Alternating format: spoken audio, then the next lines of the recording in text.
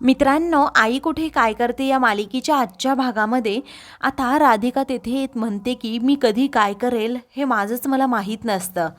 असं म्हणून ती अरुंधतीला आता थँक्यू म्हणत मी बोलवलं आणि तू लगेच आली, तुझे आभार कसे मानू कळत नाही. अगं, इतक्या वर्षानंतर तू अजूनही तशीच आहे, गोड, सालस आणि प्रेमळ. मला वाटलं होतं तुझ्या चालण्या बोलण्यामध्ये अगदी श्रीमंती दिसत असेल, पण मी चुकीची होते, चुकीचा विचार करत होते. तू तर पूर्णपणे बदललीस. राधिका म्हणते, अगं हो, मी तर खूप बदलले आहे. आणि जर मी बदलले नसते तर माझ्या नवऱ्याच्या फोटो शेजारी माझा फोटो तुम्हाला दिसला असता. आता मी कट टू कट बोलते आणि मुद्द्याचंच बोलते. शेवटी टाइम इज मनी असं म्हणून राधिका बोलायला लागते. तेव्हा संजना म्हणते, yes, time is money and money is life. तेव्हा आता राधिका म्हणते, हो, तुझंही बरोबर आहे. मी तर तुझ्यावर खूप इन्स्पायर्ड झाले. असं म्हणून संजना तिच्याकडे नजर रोखून पाहते. तेव्हा आता तू आम्हाला इकडे का बोलवलंस असं ती विचारते. तेव्हा राधिका म्हणते, हो सांगते, काय एवढी घाई आहे. तर संजना म्हणते, हो ते ठीक आहे, पण तू माझ्या इन्स्टिट्यूटखाली मला का बोलवलंस. तर आता राधिका पुढे म्हणू लागते की माझ्याबद्दल आणि अरविंदबद्दल तुम्हाला खूप काही गोष्टी समजल्या असतील, त्यातल्या काही अफवा देखील असू शकतात, पण त्याने मला काहीही फरक पडत नाही. पण मला तुमच्या दोघींना एकच प्रश्न विचारायचा आहे की तुमच्यासारख्या बायकांनी, ते पण सुंदर आणि हुशार बायकांनी, अशा माणसासोबत संसार का केला आणि कशासाठी.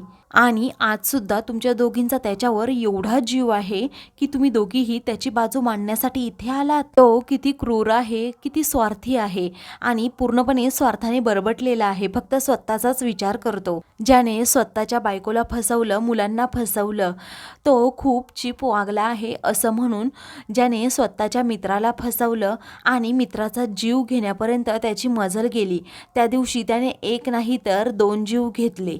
असं म्हणून ती आता अनिरुद्धला दोष देत असते. अशा क्रिमिनल सोबत तुम्ही दोघीही कशा राहू शकता, या प्रश्नाचं उत्तर मला हवंय.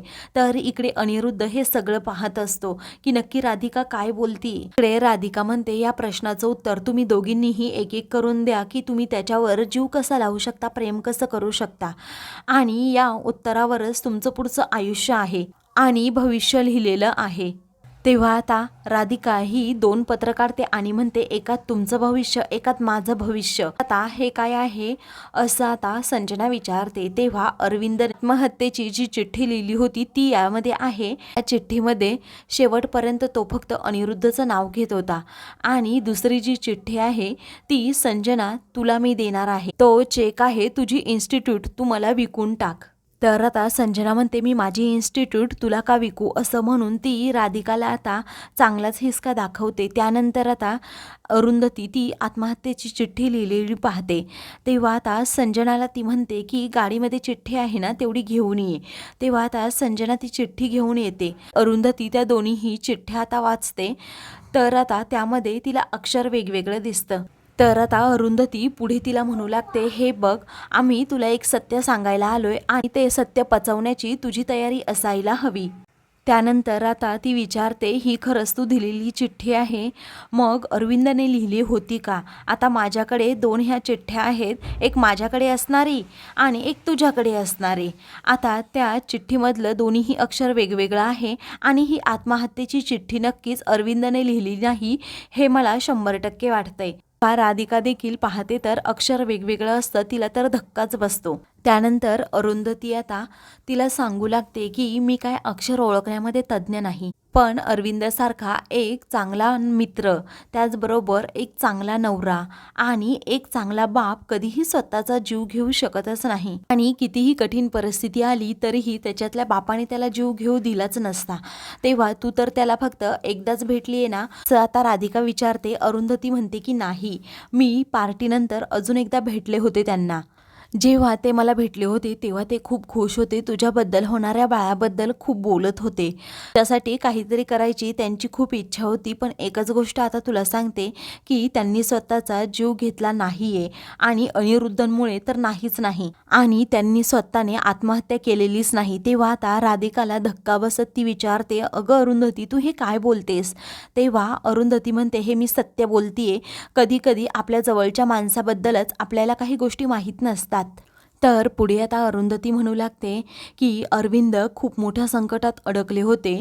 चुकीच्या वेळी चुकीच्या माणसांसोबत ते असतील किंवा कदाचित चुकीच्या व्यक्तीवर विश्वास ठेवल्यावर त्यांची अशी परिस्थिती झाली असेल. त्यांचा बिझनेस खरंच खूप भरभराटीला गेला होता, पण त्यांच्यावर कर्ज होतं. कर्ज होण्याचा काही संबंधच नव्हता, पण ते कर्ज तुझ्यामुळे होतं त्यांच्यावर, असं म्हणून आता तू या घटनेला जबाबदार आहेस, असं राधिकाला अरुंधती स्पष्टपणे सांगते. राधिका आता घाबरते आणि म्हणते, तू तर खूप हुशार निघालीस, तू तर माझ्या नावाचा होमवर्कच करून आली आणि आपण एकदा नाही तर दोनदा भेटलो होतो. तुझ्या नवऱ्याने आणि तू मला दारावरून हकलून दिलं होतं, तुला आठवतं का? अरुंधतीला आठवतं, जेव्हा अरविंदचा मृत्यू झाला होता तेव्हा राधिका अनिरुद्ध बरोबर भांडायला आली होती. तेव्हा अरुंधती तू सुद्धा तिथे होतीस, कारण अनिरुद्धने तुला आतमध्ये जायला सांगितलं होतं, तरीही तू तिथेच थांबून होतीस. अरुंधती त्या भासातून बाहेर येते आणि म्हणते की अगं खरंच राधिका, मी तुला सांगते, तुझ्यामध्ये अनिरुद्धमध्ये नक्की काय बोलणं झालं हे मला माहीत नव्हतं. आता राधिका म्हणते की तुझ्या नवऱ्याने माझ्या तोंडावर दार बंद केलं. अगं तुझ्या 3 निष्पाप मुलांकडे पाहून, तुझ्याकडे पाहून मी अनिरुद्ध विरोधात कंप्लेंट न करण्याचा निर्णय तेव्हाच घेतला होता. नशिबाने तुला कुटुंब, मुलं, नवरा सगळं काही मिळालं, पण मला त्यातलं काहीच मिळालं नाही, असं म्हणून ती आता अरुंधतीकडे पाहते. तर दुसरीकडे आता ईशा खूप जोरात ओरडते, काय आई मूल दत्तक घेणार? तेव्हा आता नितीन म्हणतो, अगं बाळा तू समजून घे जरा. तेव्हा आता ईशा नितीनचा अपमान करत म्हणते की आम्हाला आमचे प्रश्न सोडवू द्या, तुम्ही यामध्ये अजिबात पडू नका, कारण बाहेरच्या लोकांनी सल्ले दिलेले मला आवडत नाही.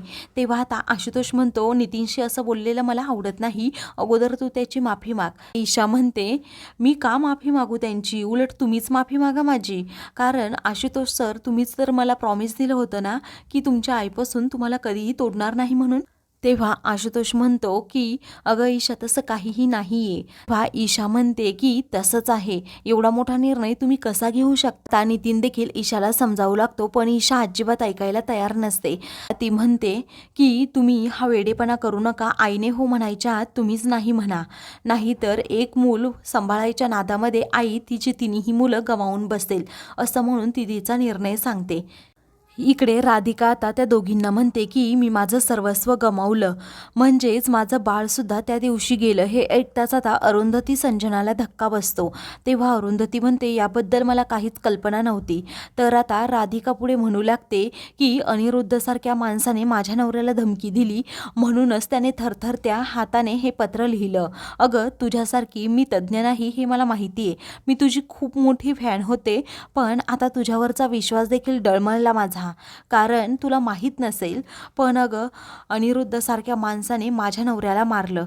तेव्हा आता अरुंधती म्हणते, विक्रम जहागीरदार, अरविंदचा तेव्हाचा पार्टनर आणि आत्ता तुझा पार्टनर, या पार्टनरने तुझ्या नवऱ्याला धमकी दिली आणि त्याने मारलं.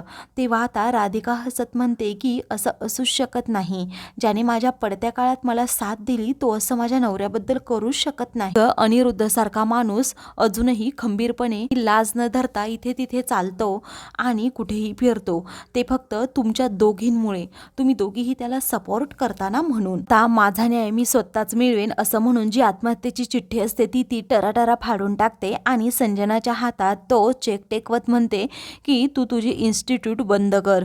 तेव्हा माझा इगो, मी रक्ताचं पाणी केले ते इन्स्टिट्यूट तयार करण्यासाठी, आणि मी अशी एका क्षणात बंद करू, ते पण तुझ्यासारख्या बाईने सांगण्यावरून? अजिबात नाही करणार, जा तुला काय करायचं ते कर, असं संजना आता तिला म्हणते. तेव्हा आता राधिका म्हणते, बघ मी तुझ्या दोन्हीही घरांना कशी बर्बाद करते ते, कारण एकाला सुखाने जगू देणार नाही मी, ती तू इन्स्टिट्यूट बंद केली नाही तर, असं म्हणून राधिका खूपच चिडते आणि लगेच तेथून जाते. तेव्हा आता अनिरुद्ध तेथून पाहत असतो, त्यालाही जरा भीती वाटू लागते. तर आता मित्रांनो, पुढील भागामध्ये आरोही आणि यश एकमेकांच्या अगदी जवळ असतात, ते पाहून आता कांचन खूपच चिडते. दोघांना बाजूला करत म्हणते की आरोही तू तुझ्या घरी जा, तुझ्या घरी याचा अर्थ समजतो का? अरुंधतीच्या घरी जायचं नाहीस, आणि तुमची काय ही थेर चालली आहे. तेव्हा आता दोघेही घाबरतात. तर दुसरीकडे आता अनिरुद्ध खूप घाबरलेला असतो. तेव्हा अरुंधती म्हणते, कर नाही त्याला डर कशाला, आता जे काही करायचं आहे ना ते अगदी जपून करा आणि सावधगिरीने करा. अशाच मालिकेंचे पुढील भाग पाहण्यासाठी चॅनलला सबस्क्राईब करा.